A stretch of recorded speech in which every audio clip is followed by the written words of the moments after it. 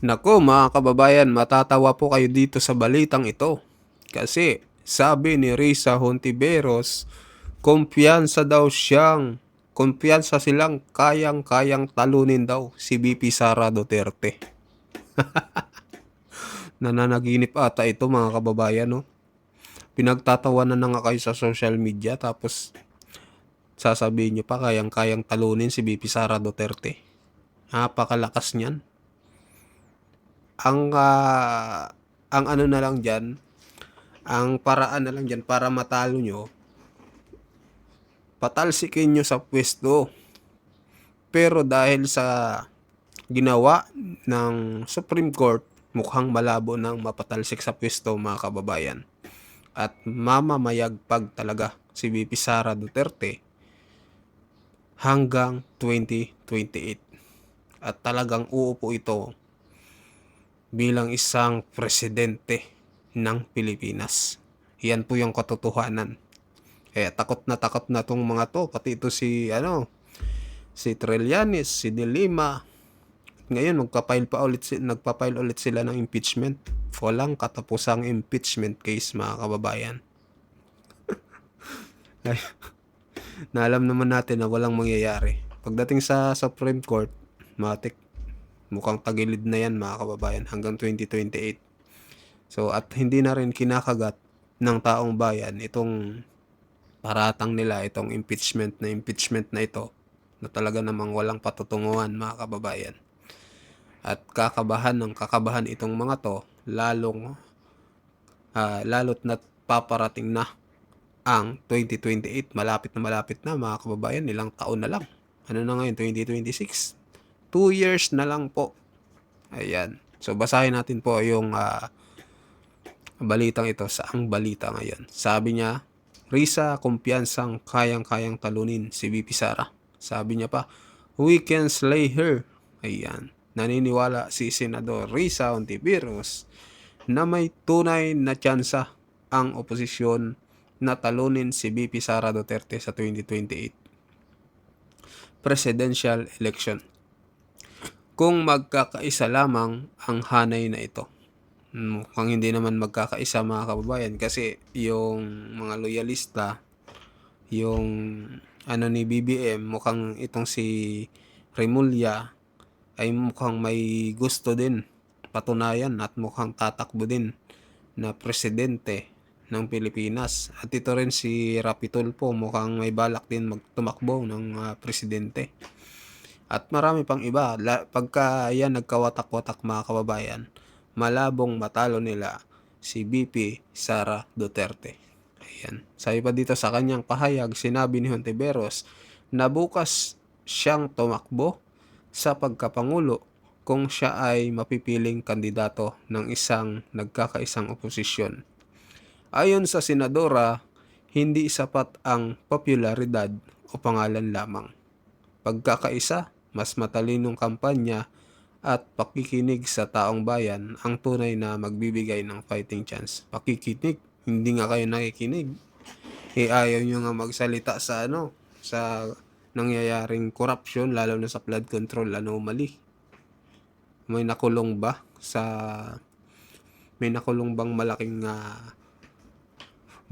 bang malaking isda, 'di ba? Wala naman mga kababayan. Kaya talagang hindi kayo mananalo sa 2028. Sabi niya pa dito, if we unite, if we campaign smarter, if we listen to her act on what Filipino citizens and voters are saying and will be saying, we can stay here. Ayan.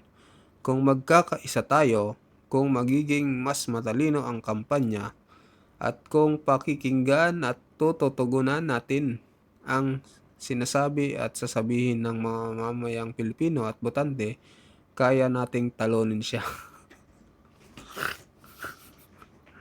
Nakakatawa naman to si Risa, mga kababayan. Ayan, kakapost lang po nito 4 hours ago ng Ambalita. Ngayon, basahin natin yung ibang comment dito. Sabi, Arlene Lumahid Perez, malakas loob kasi nandyan si Garcia. Yung talo kayang ipanalo at yung panalo kayang ipatalo. So, hindi nila kayang gawin yun kay BP Sara. Ngayon 2028, babantayan ho yan ng taong bayan. Hindi nila kayang dayain yan. Sabi pa dito ni Raymar A. Ganabe, kayang talunan sa dayaan. Ayan. So, yun talaga siguro plano nila, mga kababayan. Yung dayain. Pero malabo po yan. Malabong madaya yan. Kasi lalong magagalit ang tao. Pag dinaya nila, mga kababayan, magkakagulo ang Pilipinas pag dinaya nila si VP Sara Duterte. Ayan. Alisin muna si Garcia bago mag 2028 election para di mekos-mekos ni Insan. Ayan. Ambisyosa ka, Hontiveros, sabi ni Reka Munar. Rosa Latimer, with what weapon you can slay her? With bunganga bullet. Kung walang dayaan, patas ang laban, ha, sabi ni Janjan Dorana Habana. Palagay ko malabo naman nilang madaya yan, mga kababayan, kahit na nandyan si Garcia. Kasi presidente usapan dyan eh. Pero kung mga congressman, mga baka senador, pwede pa. Eh ito, hindi nila badaya to. Talagang namamayagpag yung yung ratings nito ngayon, mga kababayan, talagang tumataas ng tumataas at hindi mapipigilan. At malabo nilang matalo ito ngayong darating na 2028 election. So ayan, mag-comment kayo, mga kababayan, ano masasabi nyo dito na sabi ni Risa na kayang-kaya daw nilang talunin si VP Sara Duterte. At sinabi niya pa, we can slay her. Ayan, mag-comment kayo, ano masasabi nyo dito. Ngayon naman, pag-usapan natin, mga kababayan, itong pahayag pa ni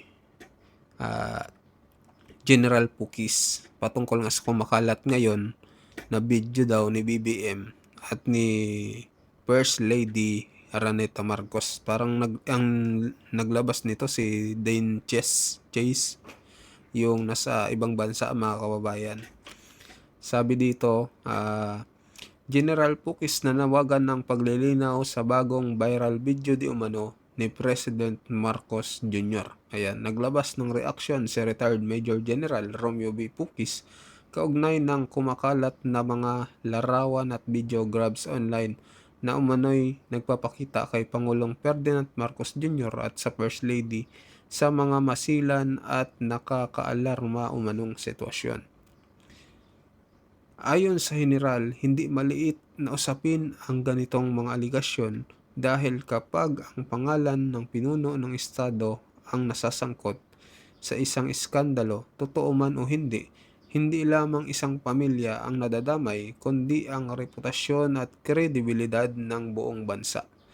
So lumabas kasi ito, mga kababayan, pero hindi ko pa napapanood, no? Yung picture lang nakita ko, parang nakahubad si BBM. So hindi ko pa nakita yung buong video, pero parang parang humihigop ata. Hindi ko alam kung ano yung hinihigop ni BBM, no? Pero hindi natin sure kung totoo or baka mamaya fake na naman or AI. Hindi natin sure, mga kababayan. Pero sabi nga ni General Romeo Pukis ay kung totoo man o hindi, hindi lamang isang pamilya ang nadadamay kundi ang reputasyon ng kredibilidad ng buong bansa. Siyempre, kawawa ang mga kababayan, no? Yung bansang Pilipinas. Kasi marami na namang magkakaroon ng issue patungkol dito, lalo na yung mga investor. Mawawala na naman yung tiwala. At yung mga turista, baka hindi na tumuloy dito sa Pilipinas dahil sa mga gantong lumalabas na mga video. Sabi pa dito, binigyang diin pa niya na kung pawang kasinungalingan ang mga kumakalat na material, dapat ay may agarang at matibay na paglilinaw mula sa mga institusyon. Anya, mahalagang ipaliwanag kung bakit wala umanong mabilis na opisyal na tugon at kung bakit hindi agad napapanagot sa batas ang mga nagpapakalat ng maling informasyon. Ayan. Hindi kasi natin sure, mga kababayan, no? Baka mamaya AI naman to. Hindi rin natin sure kung tunay. Kasi, diba, uso na ngayon yung mga AI na lumalabas. Ayan, sabi rin ni or yung Romeo Pukis dapat mapanagot daw yung mga ganito kasi parang hindi nila hinahabol. So yun yung kinaklarify ni retired Major Romeo Boy Pukis. Sabi pa dito, kasabay nito iginiit din ni General Pukis na kung may katotohanan ang mga paratang, mas lalong kailangan ng isang malinaw at opisyal na investigasyon upang maputol ang haka-haka at mabalik ang tiwala ng publiko. Silence creates suspicion, clarity restores trust. Ayan. Para sa kanya, hindi maaaring umikot lamang ang diskurso sa screenshots, edited clips at espekulasyon habang nananatiling tahimik ang mga institusyong inaasahang magpaliwanag na may obligasyong ipagtanggol ang integridad ng tanggapan ng Pangulo sa pamamagitan ng malinaw na pahayag, konkretong ebidensya at kung kinakailangan, legal na aksyon laban sa paninirang puri.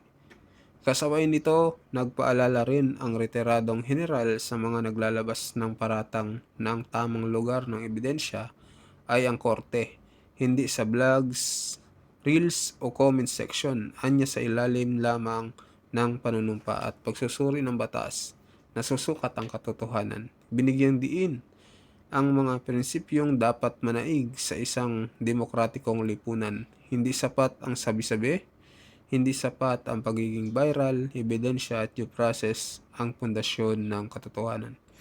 Sa huli, iginiit ni General na ang tunay na lakas ng isang bansa ay hindi nasusukat sa ingay sa social media o dami ng taga-suporta, kundi sa tapang na harapin ang katotohanan at sa kahandaang ipatupad ang batas kahit sino pa ang sangkot. Ayan mga kababayan, ano pong masasabi nyo dito sa pahayag po ni retired General Romeo B. Pukis patungkol dito sa kumakalat na video ni BBM at ni First Lady Lisa Marcos? Mag-comment kayo, mag-like at mag-subscribe mga kababayan, anong pahayag nyo dito. So hanggang dito na lang po. Maraming salamat po sa inyong lahat.